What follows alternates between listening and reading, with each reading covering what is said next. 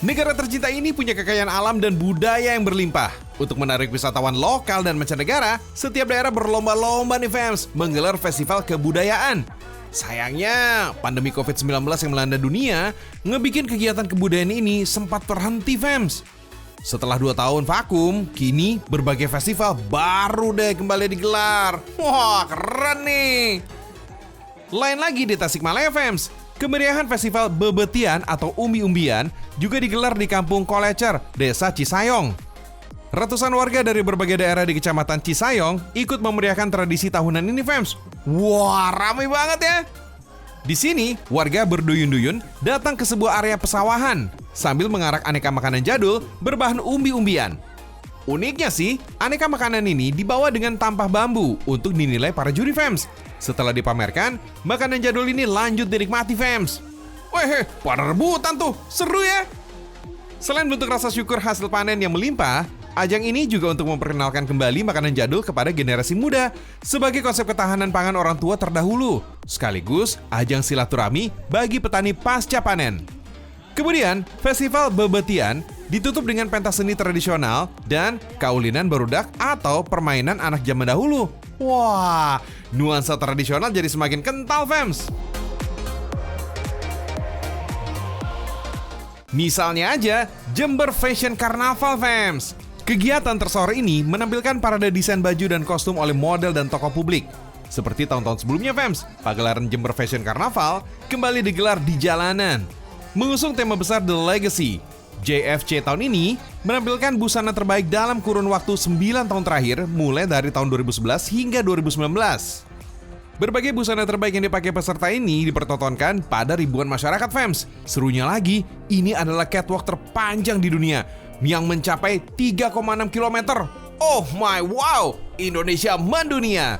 Tapi gak cuma lenggak-lenggok para model aja, ada juga nih penampilan Pets Carnival, mulai dari anjing, ular, iguana, dan binatang lainnya. Kemudian Wonderful Archipelago Carnival Indonesia dan Artwear Carnival. Fams, pagelaran karnaval bertaraf dunia ini menyedot ribuan orang untuk melihat dari dekat busana yang dibuat para peserta. Wah, keren! Ngomongin festival, nggak cuma fashion atau kuliner aja, fams. Hasil alamnya berupa buah juga loh.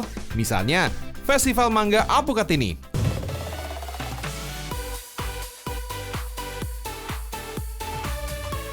Widih, banyak banget ya buah mangganya.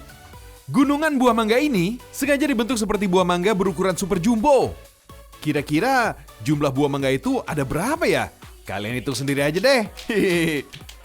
Gak cuma gunungan mangga aja, acara kesenian lokal hadir di sini, fams.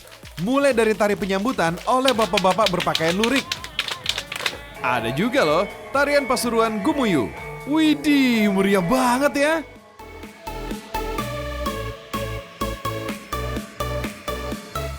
Fams, salah satu tujuan acara ini untuk mengetahui cara menikmati buah mangga alpukat.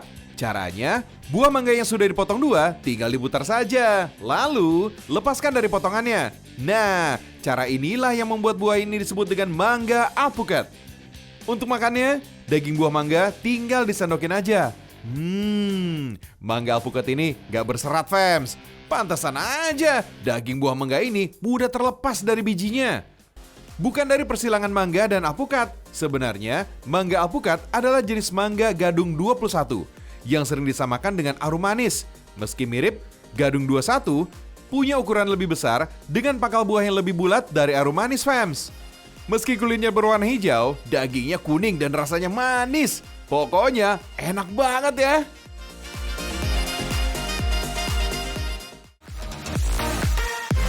Fams, Festival Gunungan gak hanya bisa ditemukan di sekitar Pulau Jawa aja. Di Kabupaten Tanah Bumbu, Kalimantan Selatan, ada Festival Gunungan Hasil Bumi yang diadakan untuk memperingati Hari Pangan Sedunia. Serunya, warga boleh mengambil isi gunungan sesukanya nih, fams. Bebas dan gratis kok. Acara gunungan ini dilaksanakan untuk mengenalkan umbi-umbian sebagai pengganti beras, fams. Selain singkong, ada juga nih hasil bumi lain dari Tanah Bumbu. Mulai dari sayur mayur, buah, dan aneka cemilan khasnya. Hasil bumi disusun rapi di gunungan yang tingginya mencapai 3 meter dengan diameter 1,5 meter. Gede banget kan ya? Gak heran deh, beratnya mencapai 80 kg. Gunungan seperti ini dibuatnya sebanyak 5 buah. Oh iya, tradisi gunungan ini sebenarnya mengikuti tradisi masyarakat Jawa.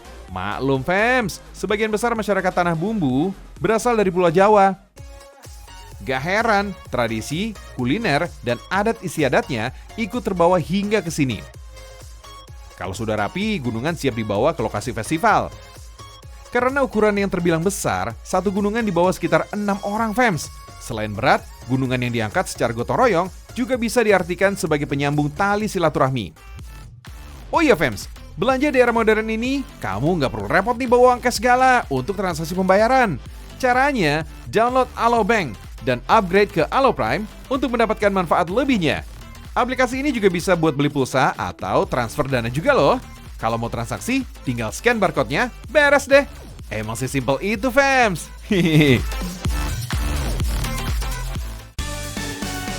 Hewan ternak juga nggak mau ketinggalan festival fams.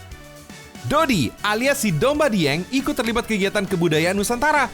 Wah, gemuk-gemuk ya. Sekilas mirip biri-biri dari Selandia Baru. Wih, gemoy banget. Dodi atau domba Dieng disebut juga domba Batur. Jenis domba ini cocok hidup di dataran tinggi Dieng. Soalnya tahan terhadap cuaca dingin dan bisa berkembang pesat fams. Terus ngapain ya si Dodi dikumpulin di sini? Mau reuni kali ya? Gak kok fams. Si Dodi ini ternyata mau ikutan unjuk gigi dalam kompetisi. Nantinya mereka dinilai oleh para juri untuk dipilih sebagai Dodi yang terbaik. Pesertanya banyak juga nih, ada ratusan. Kemampuan peternaknya juga ikut diuji loh. Mereka ikutan lomba mencukur bulu si Dodi. Kira-kira siapa yang menang ya fams? Ada 2 kategori lomba cukur Dodi fams. Pertama, cara manual dengan gunting fams. Kedua, dengan alat cukur elektrik yang modern. Gak gampang loh mencukur bulu si Dodi, soalnya tebal banget kayak permadani Turki. Selain kebersihan, kerapihan, dan kecepatan, skill peternak saat mencukur juga menjadi nilai plus. Lihat tuh, si Dodi pasrah aja tuh saat dicukur. Awas ya, jangan sampai si Dodi terluka terkena gunting atau alat cukur elektrik. Bisa-bisa nilainya bakal dikurangin tuh. Menurut sejarahnya, jenis domba Batur bukan domba asli dataran tinggi Dieng. Sekitar tahun 70-an, Presiden Soeharto menyerahkan bantuan ratusan ekor domba merino dari Australia untuk dikembangbiakan di Dieng. Oleh para peternak, domba merino kemudian dikawin silangkan dengan domba gembel asli Dieng. Hasilnya, bulu domba Batur lebih tebal, gemuk, dan kekar. Dulu, bulu domba Batur yang tebal ini dianggap sebagai limbah fams, tapi sekarang bisa dimanfaatkan sebagai bahan kerajinan. Bulu domba lalu dibersihkan dan dicuci sampai tak ada lagi di kotoran yang tersisa, agar terbebas dari kuman dan kemudian dijemur deh. Kalau dibandingkan dengan serat sintetis, wool dari bulu domba konon lebih aman dan nyaman, gak bikin alergi kulit fams. Pembuatan wool bulu domba Batur prosesnya cukup sederhana. Dengan bantuan jarum, bulu domba dipadatkan dengan cara ditusuk-tusuk. Harus sabar nih, supaya hasilnya bagus. Nah, ini dia hasil kerajinan tangan dari wool bulu domba Batur. Gimana? Lucu kan? Harganya juga terjangkau, mulai Rp10.000 aja. Dari Surabaya, Jawa Timur, Festival Kue Bulan juga digelar fams. Beragam jenis kue bulan ditampilkan dalam festival. Wah, indah dan menggugah selera ya. Mulai dari jenis kue bulan dengan kulit bertekstur mochi, jenis klasik dengan varian rasa white lotus, red lotus, assorted nuts, yolk, hingga jenis Shanghai mooncake yang memiliki tekstur menyerupai kue pastry. Menurut warga Tionghoa, kue bulan atau mooncake adalah kudapan tradisi Tiongkok yang dirayakan saat pertengahan musim gugur. Dalam perayaan ini, fams, kue bulan biasa dijadikan hantaran atau kudapan untuk makan bersama keluarga. Dalam festival ini, per paket kue bulan ini dijual dengan harga mulai dari Rp588.000 hingga Rp888.000 per boxnya. Ayo, siapa yang mau?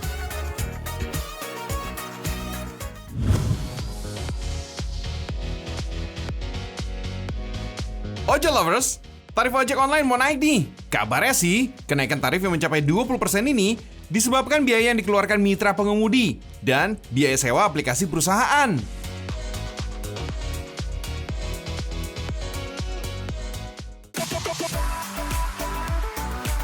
Nah, ini dia fams, jurus yang lumayan jitu untuk ngirit dan ngelawan macet ibu kota. Namanya Mass Rapid Transit atau MRT. Transportasi berbasis rel listrik ini bisa mencapai kecepatan sampai 80 km per jam. Jadi, nomor macet-macet fams. Fasilitas di stasiunnya termasuk kelas wahid fams. Desainnya gak kalah sama stasiun yang ada di luar negeri. Cuma bedanya di sini gak ada kura-kura ninja. Untuk beli tiketnya, penumpang harus menggunakan mesin tiket elektronik. Tarifnya antara Rp3.000 sampai Rp14.000, tergantung jarak rutenya. Tuh, tarifnya jadi lebih murah ya daripada naik ojek online. Di dalam area stasiun, berasa banget kayak Singapura atau Jepang, fams.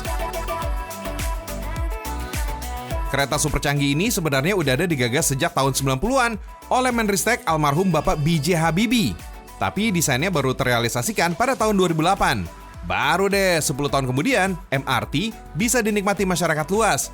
Akhirnya ya fams, meskipun tergolong telat ya dibandingkan negara tetangga. Soalnya, di Singapura udah beroperasi sejak tahun 1987. MRT sendiri memiliki rute sejauh 15,7 km dan menghubungkan antara Lebak Bulus sampai Bundaran Hotel Indonesia. Kita bakal melewati 13 stasiun, ada 6 stasiun bawah tanah dan 7 stasiun layang.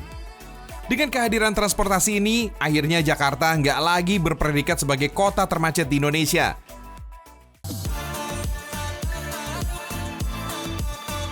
Nah, disinilah semua kereta MRT bersandar fams. Terdapat 16 rangkaian kereta, di mana bakal dioperasikan 14 kereta dan 2 sebagai cadangan. Kok pada naik harga-harga ya?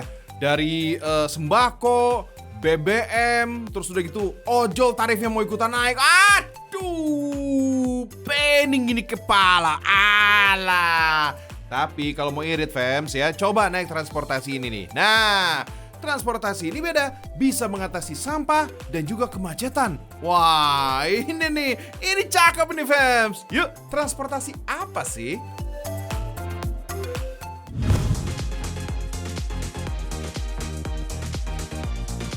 Ini dia, alternatif moda transportasi yang cukup unik.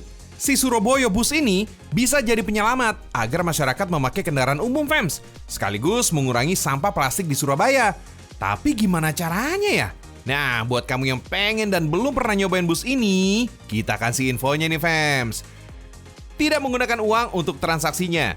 Bis ini cuma menerima pembayaran berupa sampah plastik fams. Nah, kamu hanya menukarkan salah satu antara 3 botol besar, 5 botol tanggung, atau 10 gelas air mineral.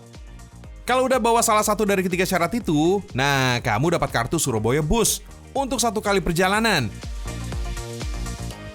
Nggak semua tempat bisa menerima penukaran tiket. Cuma ada di Terminal Purbaya sama halte Raja Wali aja. Oh ya, dicatat juga ya. Untuk penukaran sampah plastik cuma berlaku mulai jam 7 pagi sampai jam 4 sore doang. Inovasi berupa tiket bus dengan menggunakan botol plastik ini baru ada di Surabaya, Beijing, dan Turki aja loh fams. Keren! Indonesia masuk ke salah satu daftarnya fams. Bikin bangga, Indonesia mendunia. Gak sempat mau nuker ke terminal atau halte penukaran tiket? Tenang, di dalam bis udah disediain tong sampah yang memungkinkan kamu untuk meletakkan sampah plastik kamu saat kamu menaiki Surabaya Bus. Surabaya Bus diluncurkan untuk mengatasi kemacetan, plus mengurangi jumlah sampah di Surabaya fams. Sekarang sudah ada sekitar 18 armada Surabaya Bus berwarna merah dan 2 unit bus berwarna kuning. Bedanya, bus berwarna merah ini bisa menampung hingga 60 penumpang fams. Ada 40 kursi dan 20 pegangan untuk penumpang yang berdiri. Kalau bis kuning yang punya 2 lantai alias double decker ini punya 70 kursi yang nggak memperbolehkan penumpangnya berdiri. Fams, kedua jenis bis tadi masing-masing udah dilengkapi sama AC, CCTV, P3K, dan fasilitas modern lainnya. Udah kayak naik bis VIP beneran deh. Lihat aja, kacanya lebar banget. Jadi memungkinkan kamu untuk menikmati pemandangan kota. Fams, ada 2 rute yang dilalui bis ini, yaitu Utara Selatan PP dan Rute Barat Timur PP. Kalau rute utara ke selatan, dimulai dari halte Purabaya menuju ke halte Rajawali dan berlaku sebaliknya. Kalau rute Surabaya Barat Timur, start mulai Jalan Majen Yonosuwoyo menuju ke Bundaran ITS dan berlaku sebaliknya.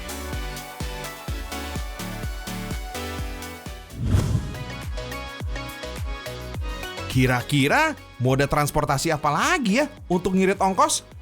Gimana kalau sepeda? Wah iya, bener banget tuh. Fems, kalau kamu lihat pengendara sepeda lengkap dengan kostumnya saat di jalan raya, jangan ngira mereka lagi latihan balap sepeda ya, apalagi mau ke tempat rekreasi. Nyatanya, mereka ini lagi goes sepeda menuju kantor Fems. Istilah bekennya, bike to work. Tren ini semakin digemari loh oleh masyarakat luas. Selain olahraga, aktivitas ini bisa juga menjadi solusi untuk ngirit biaya transportasi. Wait, bisa juga loh bermanuver lincah di tengah kepadatan lalu lintas. Berawal dari maraknya isu pemanasan global, bike to work dan bike to school gencar dilakukan di seluruh dunia, termasuk Indonesia, Fems. Otomatis, masyarakat pecinta sepeda menyambut gerakan ini dengan antusias. So, jangan heran ya kalau melihat kelompok pecinta sepeda kayak gini bermunculan di berbagai daerah. Anyway, sepeda yang kita kenal, sekarang ini udah mengalami perkembangan dari masa ke masa. Diperkirakan, nenek moyang sepeda ini berasal dari negara Prancis dengan nama Velocipede pada abad ke-18. Saat itu, Fems, konstruksi sepeda belum terbuat dari besi. Kalau zaman now, perkembangan sepeda udah semakin pesat, Fems. Umumnya sih, frame atau rangka sepeda dibuat dari bahan aluminium. Bahan ini sengaja dipilih karena ringan, kuat, dan tahan lama. Sepeda yang ini juga gak kalah menarik, namanya sepeda bambu, Fems. Belakangan, sepeda juga sempat digemari sebagai tren sehat kekinian pada masa pandemi. Nah, sepeda bambu dari Lampung ini pun terlahir pada masa awalnya merebak pandemi di tahun 2020 lalu. Untuk satu unit frame sepeda bambu bisa dibuat dalam waktu minimal 4 hari, Fems. Pengerjaan yang masih manual dengan komposisi perekat yang kuat dan berlapis emang butuh sabar dan waktu ekstra nih. Hasilnya gak kalah juara. Satu unit rangka sepeda bambu ini, Fems, biasa dibanderol dengan harga 1,5 sampai 2 jutaan rupiah. Untuk sepeda siap pakainya sih, harganya beda lagi. Bisa sampai 3,5 juta ke atas, Fems, tergantung komponen sepeda yang dipilih. Meski terbuat dari bambu, sepeda ini diklaim mampu menahan bobot pemakainya dari 80 hingga 100 kg. Emang sih, sepeda bambu ini bukanlah jenis sepeda aksi yang bisa dipakai buat freestyle atau lompat-lompatan. Tapi, kalau cuma untuk gocapan alias goes cari sarapan, lumayan bisa bikin keringetan, Fems. Goes-goes cantik biar jiwa raga tetap sehat. Kalau main nyentrik, ada sepeda ontel, Fems. Kereta angin yang masuk ke Indonesia sejak masa penjajahan ini didominasi buatan Eropa, seperti Belanda dan Inggris. Sepeda ontel jenis lipat ini sudah populer sejak tahun 1800-an. Kemudian pada tahun 1900, militer Prancis dan Inggris mulai menggunakan sepeda lipat di barisan pasukan sepeda tempur atau bicycle infantry. Nah, kalau yang ini namanya penny farthing. Salah satu pendahulunya sepeda alias mbahnya sepeda, Fems. Ukuran roda depannya lebih besar dari belakang dan sadelnya ada di atas roda depannya. Waduh, gimana goes ini, Fems? Kalau nggak biasa, wah bisa nyusep nih. Cara naiknya pun cukup unik, Fems. Sebelum mulai goes, dorong sepeda beberapa meter, sembari tangan memegang stang sepeda. Kemudian, kaki kiri bertumpu pada pijakan belakang. Kalau sudah jalan sedikit, angkat tuh kaki kanan dan mulai kayuh pedal pelan-pelan sambil menjaga keseimbangan. Ribet ya, Fems? Penuh perjuangan nih buat naik sepeda jadul ini. Tapi kalau sudah di jalan, dijamin jadi pusat perhatian deh. Lumayan, jadi banyak yang ngefans. Jadi, gimana? Kamu mau pilih moda transportasi yang mana nih, Fems? Demi ngirit ongkos. Yang jelas sih, kamu harus tetap bijak untuk mengelola keuangan biar nggak kanker, alias kantong kering, Fems.